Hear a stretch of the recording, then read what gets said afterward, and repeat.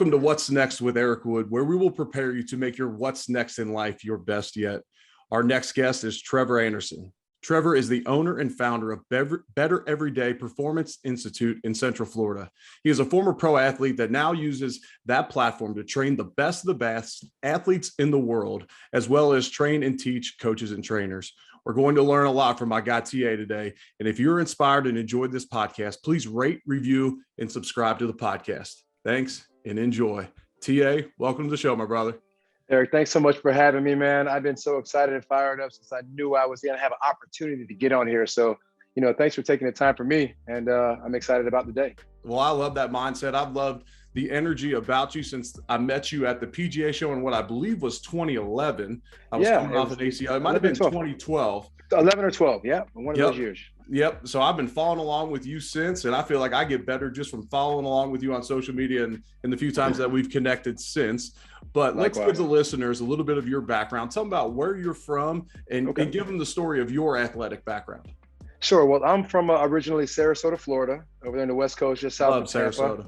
It's a beautiful place, and I guess I never really appreciated it until I got to Orlando, which feels like the Midwest of Florida. Right. But I always love getting home and seeing the family and whatnot. So Sarasota, Florida, graduated and went to UCF, University of Central Florida. That's what brought me to Orlando.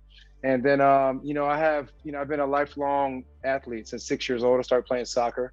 I played that for 8 years. My feet got too big to kick the ball properly, so started playing other sports. But just grew up as a multi-sport athlete at a time when that was acceptable. And I became pretty well versed in a lot of different types of activities. And as a result, met a lot of great coaches through the years. And as you you meet always a coach here and a coach there that inspire you to want to coach one day as well. And but they also inspire you to be your best self as a player. So I was able to just play for a very short time at UCF. I was working full time with no scholarship. So put myself through school. I started playing professional football when I got out, played arena football for 3 years. Went to camp with Cincinnati in 03. So that was a while back. I'm kind of dating myself. But that was the first year of Coach Marvin Lewis and Carson Palmer. Everybody was there, and didn't make the team, but learned a lot. And right before I got up there, I started playing this crazy sport called SlamBall. I love it. Yeah, tell basketball. That story. Oh man, so as a professional athlete who is not coming out of the biggest school with the most highly touted, and you're not some high draft pick that you got to kind of fight and claw your way. And one of my friends, as I was trying to decide what arena team I was going to go to or what NFL camp I can get into, a friend of mine had just got done shooting The Replacements. Remember that football movie, The Replacements, with Keanu Reeves? Tyler, what was his name? Palco? What'd they call the quarterback? Balco, yeah. It was something like it was. Yeah, Falco. Falco. And it was Keanu Reeves, and it just so happened that a lot of those people in that movie I ended up being friends with, or I was already friends with, because a lot of those same guys do stunts for all those movies. The same guy who was coordinating all the athletic stuff for The Replacements was also coordinating SlamBall. And so a good friend of mine who was playing arena football at the time, he said, I have two things for you, TA. He said, number one, my team needs a big receiver. I told them about you. They want to bring you in. Number two, though, and even more pressing, is my guy from SlamBall. I told him about you, and he's fired up and he wants to see you. I said, what do I have to do? He said, just go be an athlete, and I think they're going to love you. So I ended up going to a SlamBall tryout. I was one of 4 people to make it out of the Florida tryout. Ended up going to California and having about 250 people to try out for 64 spots. Wow. They had a draft. I got drafted 3rd overall in the first round. Ended up being a pretty good player in that game, and it's something that I use as a platform to be able to reach a lot of kids, a lot of people, a lot of athletes and whatnot. And it's still to this day the funnest sport that I've ever played. Yeah, and I've got to see some footage of that. It's unbelievable. It's unbelievable how high you are. All I can think is now with me having 6 lower body surgeries throughout my time in the NFL that like my knees would crumble going off those trampolines as high as you did. But for all those listening, go out and check out some footage of that because it's super entertaining to watch. I'm sure it was a ton of fun. It was a blast, man. I mean, and what happened was I played my first season of SlamBall right before I went to Cincinnati. So what was ironic and odd was that I was in the locker room between practices and everybody's gathered around me going, SlamBall looks so dangerous. Tell me all about it. I'm like, guys, we're in NFL here. This is probably more dangerous than anything. But it was just an amazing thing to play. Mason Gordon invented this game on the back of a napkin, and I was fortunate enough to be one of the pioneers of the game. And, I love every time I get a chance to talk about it. So thanks for asking. Yeah, absolutely. And you mentioned a couple things. One, you mentioned multi-sport athletes and when that was a thing. And Right. so I often am giving advice, but you're way better suited to give this advice. So for all those dads listening out there, because TA trains so many athletes of all different ages, what advice are you giving those nowadays? And I know it's an individualized basis, but Right. in general, what are you telling these young athletes as far as being a multi-sport athlete nowadays? Play as many sports as often as you can for as long as you can. I mean, and if we look at it just strictly from the scientific long-term athletic development standpoint, I've been training athletes for over 27 years now, and it's been a blessing to be able to, no matter who, whether they're a Hall of Famer or all pro, or somebody that's just starting out, just wants to make the team at 7 years old or what have you. For me, it's about getting as many types of activities as possible because, as a basketball player, if you get out and play football, that could help your basketball skill set. Your baseball skill set could help your, tennis skill set. It's just early specialization is something that is putting kids at risk as far as it relates to their health. Back in the day, everybody was always saying, oh, I don't want to lift any weights or do any resistance because it stunts their growth. But they'll put their kid in a year-round baseball league and throw their arm, out of commission without doing any resistance training to protect the body. So I think that the question you ask is very valid. My suggestion for people across the board with their kids is to say, listen, you have to make sure that you're doing multiple sports, multiple movement patterns, multiple activities, because if you're not, you very well may be actually missing the boat that you're trying to get on, which is if you want your kid to go to the MLB, you better learn how to kick a ball, how to catch a ball, how to throw a ball, and do it on multiple different fields and courts, because that's what's going to make you a well-rounded athlete. Yeah, that's great advice. And something that I'll often tell people is, look, if when I was 13, if I had to choose one sport, I would have chose basketball. I never would have made it to the NBA. And Right. luckily, some of those skills and movement patterns translated to a football field. I went from tight end to offensive line, learning how to Right. stay in front of people. That was Sure. basketball movements. I did track. Right. Growing up, I played golf. I did it all. Yeah. And yes, could I have been a little bit more developed, maybe technique wise in football if I just specialized in that? Sure. But I would have Right. missed out on so much more. Sure. But There's no doubt. digging back in on your story. So you go to the University of Central Florida and Yes, you sir. don't end up an astronaut. What led you to be to want to get into the fitness industry? Well, as I said, I started playing football. And well, first off, while I was in college, a good friend of mine who I grew up with, Mac Reed, his dad ran all the Central Florida area from like coast to coast boys and girls clubs. And so I got an opportunity to be a camp counselor in 1996 back in Sarasota with my friend. But I went through a real interview process. And then one of the most significant questions that I was asked in my interview process was, are you prepared to leave whatever you have going on at the doorstep when you walk in, because you may be the only positive adult male figure that some of these kids will ever see? And I was like, and that hit me in the heart, and I took it so seriously. It made me want to be a coach, maybe want to be a teacher, maybe want to be an educator. But every event that I got involved with, every situation I got involved with, I always remember that question, and that question is what keeps me grounded, and it keeps me focused on what's important and being that positive figure. Now, everybody's not going to make it to the NFL like you. Everybody's not going to get to the NBA.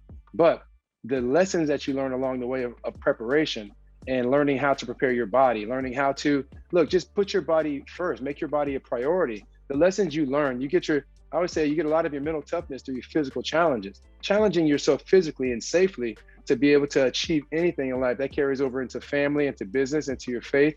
It carries over into everything. And so being able to see a lot of those intangibles, ironically, are the reason why I wanted to really grab a hold of the tangibles, to use those as a tool to really kind of build out a comprehensive, human being as opposed to just an athlete.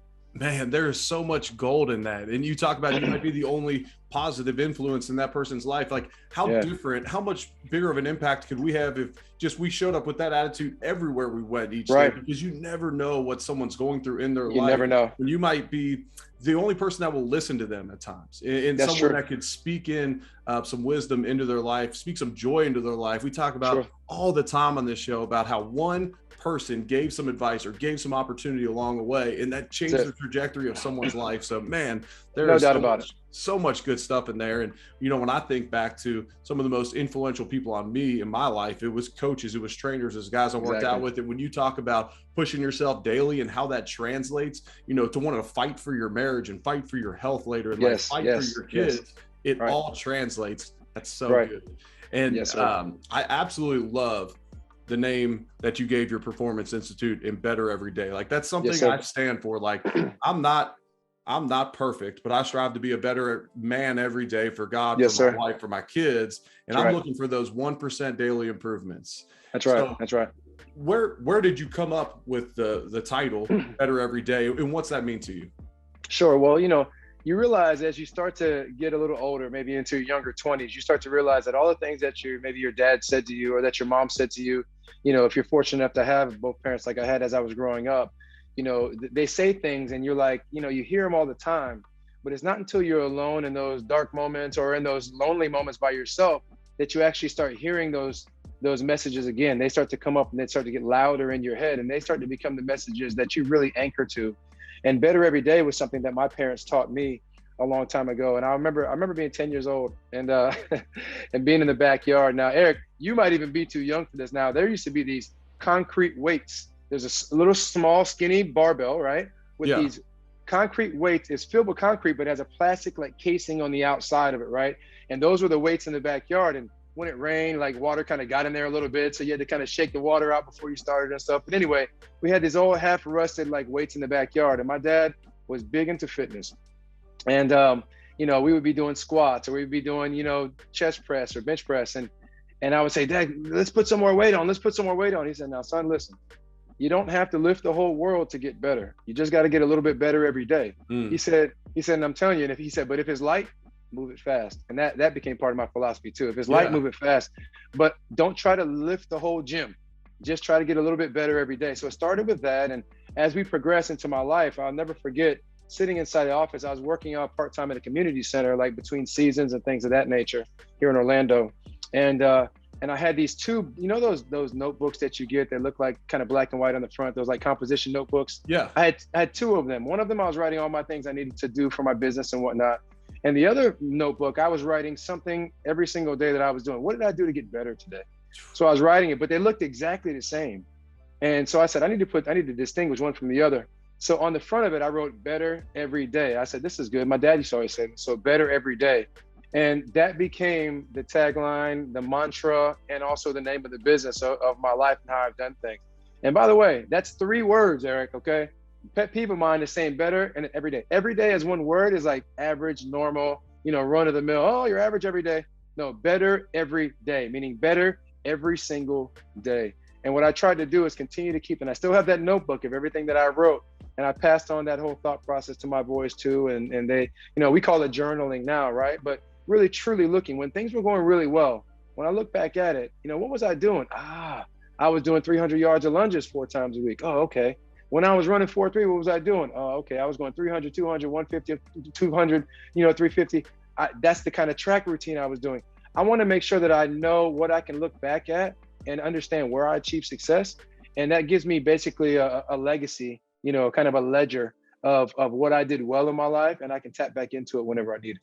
Man, one of my favorite performance coaches to follow, he's been a guest on the show, is a guy named Jason Selk, and he talks about the power of stacking daily wins and then tracking them and writing them down in particular. And then that's the number one way to create self-confidence in your life is writing down the things you did each day to get better, because human nature is to pick apart the one bad thing you did that day, the one cookie you ate, the one time you lost your temper on your kids, and you'll throw away a whole day of progress. And that's all you focus on when you go to bed. So write down at least 3 things you won at. So you were doing that just naturally at that age, but you're doing that and you're tracking it. And then that leads to self-confidence. And Jason Self always talks about self-confidence is the number one indicator for high performance. And so no matter if you're in sales, business, whatever you're in, stacking those wins and then tracking them in particular is going to give you more confidence. So that was giving you the confidence to build your career and set up what you've now built now. So that's really cool to hear. Yeah, I appreciate it. And the thing is too, I love when I'm able to kind of discover things that nobody told me about but I just felt like it was the right thing to do. And then when I hear people like these great coaches that are talking about this, I go, oh wow, I guess I was on the right track. You know, I didn't realize that, but I didn't realize that this was a characteristic of high performers. And, you know, I think a couple of different areas of my life, I've had the right people around me where they kind of indirectly nudge me in the right direction. And I'm very blessed and very thankful for the people that I've had along the path of my life. There's some strategic people throughout the course of my life that have lined me up to be where I am now. And I'm forever grateful. Yeah, it's amazing how God puts people in your way at the right time. And if you are prepared for those moments, if you take advantage of those moments, then you can see your life just keep stacking and get to where you're at today. I love asking people this question that are in your line of work, and you've worked with everyone from #1 golfers in the world to Hall of Famers to all pros. So looking at athletes in particular, what separates those Hall of Famers in whatever sport they're in, besides the skill gap, what separates the Hall of Famers from those that don't achieve that success? The first part of it's going to sound obvious, and the second part is going to be like, So the first part is none of them are satisfied with their level of success or where they are. And what I found is that when people are satisfied, then they're probably not the best. You know, right. There's a satisfaction doesn't sit right with them, and they never feel like. I remember, you know, I was a big Michael Jordan fan growing up, and you know, he said, "I'll never say I'm the best because then I don't leave myself any room to get better." And so I always look, and that's part figures into the whole better every day and that excellence mindset as well. But the other part of it is too, and the second part, I think this is where people miss sometimes, is that they also give themselves credit for the things that they do, right? Wow. You know, they know that they're not perfect and they set their bar high, but they don't tear themselves down to the point where they undo all the good that they've done. So they give themselves credit along the way. I always say, you can't let great be the enemy of good. We've always heard that the other way around, like don't let good be the enemy of great, which makes sense, right? I mean, you don't want to say, right. Oh, that was good. Like, all right, you know, that's everything's fine. And then you get complacent. No, but you also can't let great be the enemy of the good, meaning that you set your bar so high that no matter how much work you've done, you feel like you can never achieve success. It's like, man, what if your goal was to win the Masters, right? And be on the PGA Tour and win the Masters. And you, first off, you got your tour card, you got on the tour, you finally actually made it qualified for the Masters, and then you went and you finished second, you missed by 1 stroke. Is your entire life a failure? You know, I don't think so. I think that there's still a lot of successes along the way just for you to achieve that level. But we can't let not having won the Masters tear everything else beneath that down.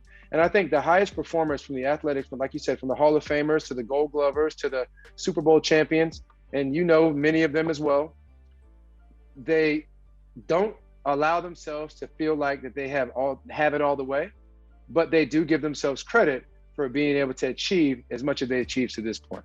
Whew, that's so good. It reminds me of this powerful combination. Ed Milet talks about it. So many people talk about it. It's that combination of humility and confidence. Yes. Confidence comes from recognizing, look, I have done many great things, but then the humility to say, look, I can continue to get better. I can always find a part of my game. That's something I love about the game of golf so much. That there's never are you happy with your ability to drive the ball, strike your irons, chip and putt. Like there's always something that you're like, there's always something. I could definitely get better at that. And that's one of the things I love so much about the game of golf. I mean, I know people that have shot 59 and they said, man, I mean, I lipped out on a 5-footer on hole 7. And, you know, I just, you know, like they always find ways to know that they could have shot 57 or 56. But some people, when they grind out a 1 under, they're like, man, I played amazing today. The breaks just didn't go my way.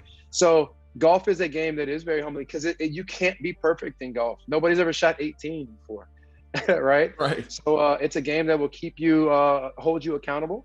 It will challenge your decision-making, and then it will humble you at the end of the day because you know that you could have always done better. I think Kim Jong-il claimed he shot an 18, but there was no video evidence out there. Everybody in North Korea agrees as well. Yes, you're exactly right. So you talked about how you grew up a Jordan fan. I definitely grew up a Jordan fan. I've actually got to spend a little bit of time with him on the golf course, which is just surreal to me to think about. But I grew up in Cincinnati, and whenever anyone asked me what my favorite athlete growing up was, it was the kid. It was Ken Griffey Jr. That's right. The coolest dude I'd ever seen in my life. I'd wear my hat backwards at baseball practice, and that was it.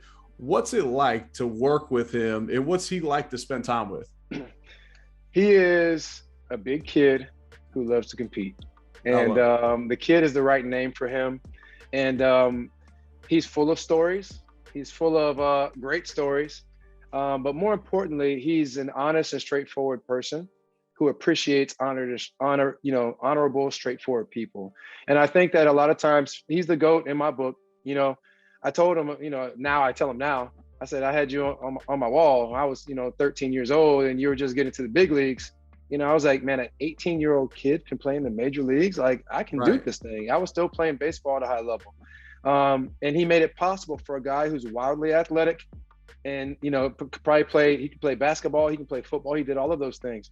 But to be a guy coming from Cincinnati, as you know, that can play all those sports, but chose baseball. And he didn't just choose it because of his dad. We've talked about this. And, he told me the other day too, my son hit his first home run and he called me and he said, hey, listen, and he was waiting for that to happen. He goes, listen, I'm going to need to send you the doctor bill. I said, for what? He goes, for your wife screaming in the camera and hurting my ears when your son hit that home run.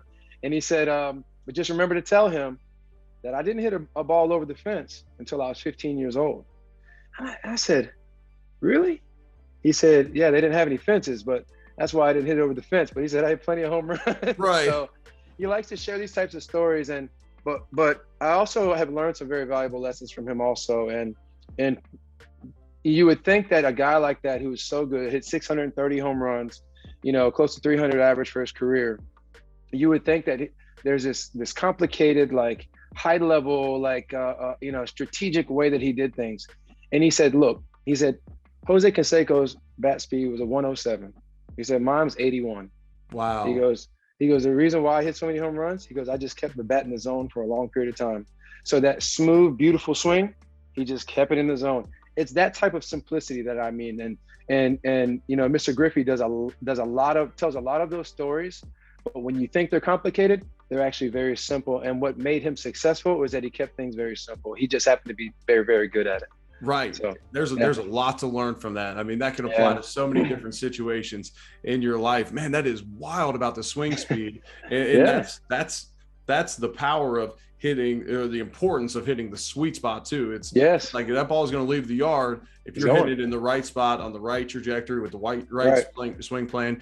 Of as I talk about that, I'm referring almost to a golf swing, and that's how my mind works. But all right, so on the physical training end of things, for those out there looking to improve their golf game, and they're tuning in because they know that you've worked with some top golfers in the world, what advice would you have to them? So they have a certain level of physical fitness about them. Maybe they go to the gym fairly often, but they want to fine tune it for golf in particular, for performance, to hit the ball further, to be more flexible, a longer swing. What would you recommend to them? Well, first off, movement is the medicine. Movement is the fix. The better you move, the better you'll perform, bottom line. So a lot of people talk about flexibility, but it's really mobility, like of the joint, your ability to turn, and flexibility, lack of it can restrict your range of motion and so forth, of course. But the number one most important thing, now this is for distance, not just for distance as a byproduct, but this is for consistency off the face. As you know, the more you find the center of the face, Eric, the farther the ball is going to go. Right. I could swing 20 miles an hour faster than you and hit it off the toe, and then your ball is going to go a lot further than mine if you find the center of the face. So the number one way that we get to that level of consistency is stability. Okay, meaning how you connect with the ground. How do your feet connect with the ground at address throughout the course of the swing, in transition, and down through impact? Are you creating a great relationship with the ground? If you are, and that's your focus, you will be more consistent immediately, because it takes a lot of that leeway out, a lot of that, moving here and moving there. As we know, fraction of a degree, one way or the other, could really have a big impact on the ball.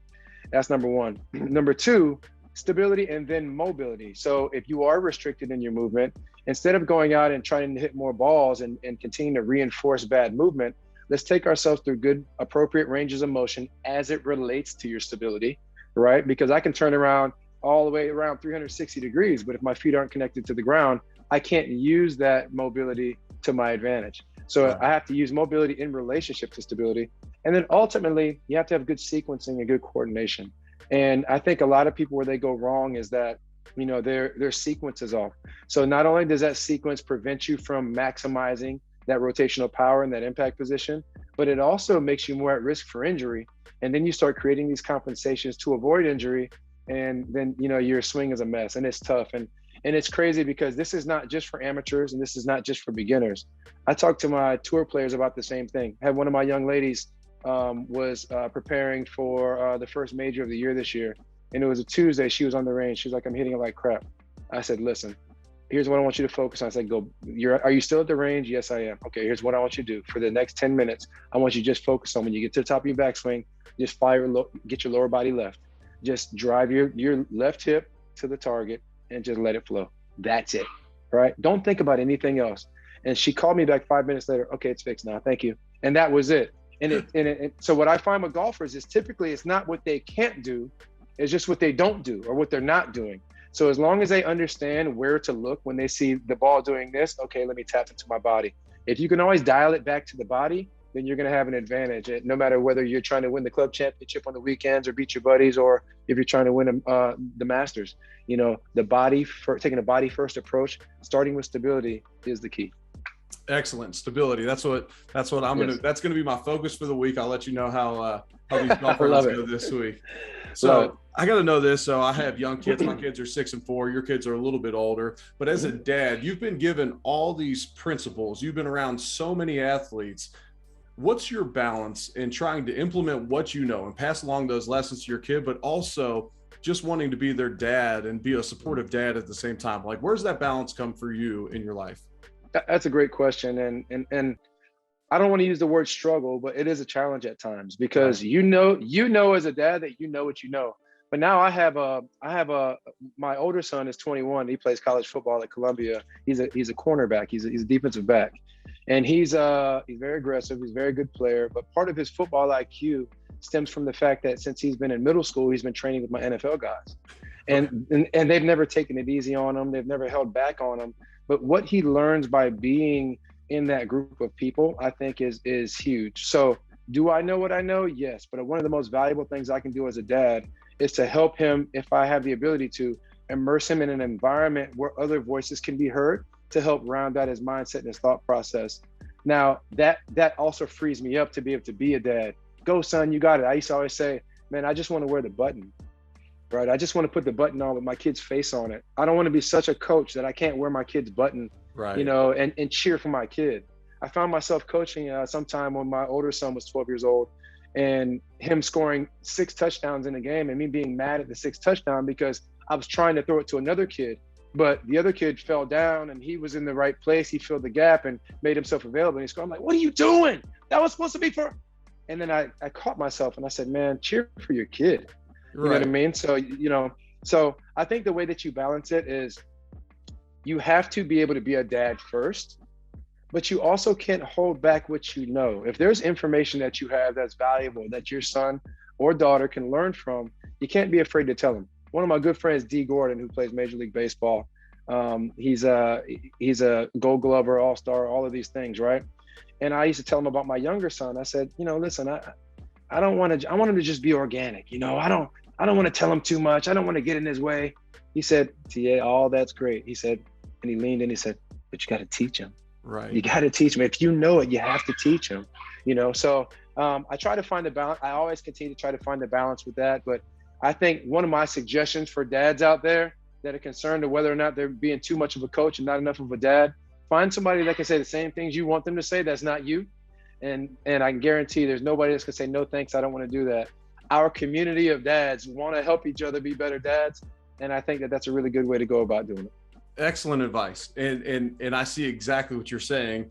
As a kid, if someone else is saying it and it's not your dad, but it's still his same lesson, then that's probably going to come from a great place. You also don't want to rob your kids of this knowledge that you've been given. Exactly. And this experience I have through sports, but I also don't want to give them constant pressure coming from me and to constantly put it on them. So it's so I appreciate your explanation. And I love how you said, just wear the button, because that's ultimately, it's not about whether your kid is going to play pro sports or not. It's is he happy? Is he going to be a great member of society, to be a good husband, a dad, mother, whatever it may be. So great analysis there.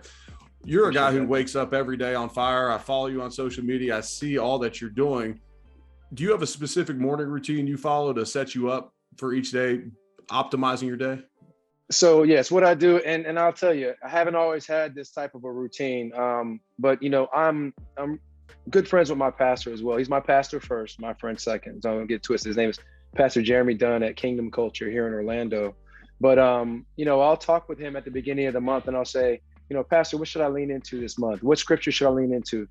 Being that Pentecost Sunday was yesterday, he said about a month ago, last month, I need you to start leaning into Acts and really dig into Acts. So I did that. So what I do is I'll wake up an hour and a half before I have to leave, depending on what time. So if I have a 9 a.m. client and I'm going to leave at, 8:15, then I'll wake up 90 minutes before that. I get up. I have to have my coffee in the morning. I'm just a coffee fanatic, not just for the caffeine. I love the flavor and taste of coffee, but I have my coffee. I make an oatmeal from raw oats, and I sit down and I read my 2 or 3 chapters. Sometimes I hit the little play button and let it be read to me also. So for you all out there that think that's cheating, that's not cheating. You can lean into the word by listening to it just as much as you can by reading it with your eyes. And so I drink my coffee, I eat my oatmeal, and then I get my word in. And there are times where I get up late, or later than I want to, or something comes up, or we have 4 Huskies now. So, they drive us crazy sometimes. And my wife says I have to walk them or whatever. So I'll do that. But I always make sure that I get that word in, because if I can make that as the foundation, as the staple of my day, then I started off with something very positive, something very spiritual for me. And I that's what drives me. But from there, it could go any which direction. As you know, as a business owner, sometimes people can be late, they can be early. Sometimes you have new clients walk up. Sometimes, you got to unclog the toilet at the business. Sometimes, little Johnny falls down and scrapes his knee. You got to run and get more Band-Aids because you guys are out, things like that. But all those things are going to happen. So that's why, I don't make my bed like I'm at a hotel, but I spread up my bed, because figuratively, me spreading up my bed, putting the pillows on the top and making that when I walk back into my room, I want to be able to see that. So those things, coffee, oatmeal, word, spread the bed up, and then I know at least I've accomplished a few things at the beginning of that day to set me off in the right direction. Yeah, you're stacking those wins we talked about earlier. You're stacking some wins to start the day. I always talk about the importance of that and just finding ways, and it's different for everybody. I've had Craig Ballantyne come on, and he'll say, before you do anything, knock out your most important tasks business-wise the day first. Right. I am like you. I call it my 10-minute tithe in the morning. If I'm going to say that my faith is the most important thing to me, then it better be the first thing I do in the morning. That's right. And I'm going to use 10 minutes at least to get into the word. And so whatever that is for you, stack some wins and get your day started right. So then if all hell breaks loose the whole rest of the day and you gotta go unplug the toilet and you gotta go get Band-Aids, at least you can look back on the morning and say, look, I did do this. I knocked out these wins to start the day. That's excellent. That's right. All right. I got a few recurring questions and we'll get you out of here. All right, let's do it. Number 1, do you have a favorite book besides the Bible? Yes. There was a book that was given to me by a teammate of mine when I played SlamBall. And there's a story I'm going to tell one day about there's people that strategically have been placed along the path at the most perfect times in my life. And it all draws back to God. They were all God sent. They're all men of God. And if they weren't men of God when I met them, they became a pastor, or it's crazy. It is a whole book to write. But there was one gentleman who is a pastor now. He was one of my teammates named Chris Robbins. Chris Robbins played quarterback. He was like a backup quarterback at Clemson. And he actually was, he was one of the stunt doubles for Keanu Reeves on The Replacements, and also for Sunshine on Remember the Titans. So terrible looking dude. Yeah, terrible looking dude, left-handed quarterback. Those guys are like unicorns. And he gave me this book. He said, here's a book I want you to read. And it was Wild at Heart. Yeah. Have you ever heard about the book Wild at Heart? I've read it. It's excellent. And just, I didn't understand at the time why he was giving it to me. But the reason why that's my favorite book and the most important book besides the Bible in my life is because when I met my wife, not a lot of people know this, but my son Brian was 7 years old when I met my wife. And, it's a story that I don't tell that much, but I'm going to tell it in a big way, here coming up here in these next couple of years. But the relationship we have is it's been unbelievable. But I saw that she was a single mom with a 7-year-old boy, and there was things that she wasn't able to provide in that moment, not understanding maybe what a young man needs. And so when I stepped in, I said, if you don't mind, would you mind if I did A, B, and C? And by the way, read this book that my good friend gave me several years ago. And I knew there was going to be a time I was going to need to give it to somebody else, and I want to give it to you. And I gave it to my wife. She read it in like 2 days, and she said it changed everything with how she looked at raising her son. And then the same author has a book called Captivating, and it's the same book, but it's for women. And she ended up passing that book along and doing like different types of book studies on that with some of the girls and whatnot as well. So I think if anybody gets a chance to read that, and you can identify what the spirit of a young man that's in all of us men, and it talks about how to develop that, how to honor that. And I think it's a great lesson for everybody to learn. That's powerful. That is powerful. That book hit me, and in I believe it's the opening paragraph. It says something along the lines of, I looked around at church and I saw the pale-faced, comb-over choir boys that were everywhere, and said, "Well, I guess this place just ain't for me." And then he becomes a Christian author. But that's how he starts the book, and that gave me some peace, because I'm not, sometimes. Especially when I first became a Christian, I felt like I was trying to put a square peg into a circle hole, and I just don't. That's right. I don't talk like the same as all these people that I've met, and these godly men. And then over time, I've gotten just so much peace in just living a integrated lifestyle. And I am who I am. I'm Eric Wood, and I might not be the cleanest cut at all times, but that's okay. And God loves me for me. So that book gave me a lot of peace in that. Sure, but let me tell you this too, Eric. I think that part of the reason why I was able to serve at a high level in the church was because when the pro athletes come to church and they know they need to get there, and when they finally get there, it's hard for a kid who's on his second contract and he's made $14 million and he's lived a certain lifestyle, and all he's done is ever play football, where he could kind of do a little bit of this, a little bit of that, and whatever he want. No real accountability. And to bring himself to a place where he comes to church, and when he looks around, it's like seeing like the pale face, white hair, comb over, right?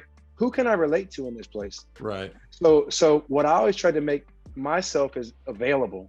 So when people walked into church, say, hey, there's a guy, he's been a pro athlete, he understands the lifestyle, he understands what we've been through, maybe I can relate to him. And then being able to be the one who can actually pour into that. So what you're doing and what the importance of your faith is probably even greater than you can understand or imagine, because now, like, I don't know about this church thing. Well, Eric was, all pro center in the NFL. I played in the NFL. Maybe that's a guy I can talk to. He's here. Maybe there's a reason why. Let me find out what that is. And they find that relatability. And that's, an amazing position to be in the kingdom, to be able to share who you are, where you came from. And also to the fact what you said earlier, look, I'm not perfect. I haven't always walked the straight and narrow, and I haven't always ever done everything exactly as they were meant to be done. But I've been through that. I've come through that. I've come on the other side. I have Jesus. I know where I'm going now. And here's how you can do it. And let's do this thing together. So that's an awesome opportunity. Yeah, I appreciate those words. And that's where I have found my role, especially in men's ministry at Southeast Christian, where I serve in Louisville, Kentucky, to be that guy. I say most of the people that sit in my men's group in the morning, I come into that conversation with them to bring them there about 11 p.m. at night, when, the pastor isn't in the room anymore, but it's me. Right. It might be over drinks at someone's house. And you know what? I'm getting them there, and then we can meet in the middle there. So yeah, exactly. That's kind of been my sweet spot and all that. What was your first car? My first car was a 1985 Pontiac Grand Prix. Nice. And they gave it to me the weekend before I went to school. I didn't think they were going to give it to me. I thought I was going to college with no car. And they said, surprise, happy graduation, good luck in college, here are the keys. And I was like, wow, this is unbelievable. And and now that I'm older, I'm back. I'm like, I'm going to get that car back again. Right. You know what I mean? Everybody wants to buy that old school, So I think I'm going to try to find one and kind of refurbish it and all that type of stuff. But bucket seats, 2-door, man, it was nice. It was blue. Loved it. Couldn't tell you nothing. At all. What's your favorite restaurant? My favorite restaurant, I think I really like, because my wife really likes it as well. We love Capitol Grill. Yeah. And not because we're fancy and we don't always get the biggest steaks and things like that, but it's just knowing that you can go somewhere and even be casual if you want to. have great food. If you want to just go get desserts, you can do that. If you want to just get appetizers, a burrata salad, which she loves, you can do that. Or you can get a big meal, a big steak, and you feel like, even though it's right down the street, that you're away and that you're having an experience as opposed to just going and just getting a bite to eat.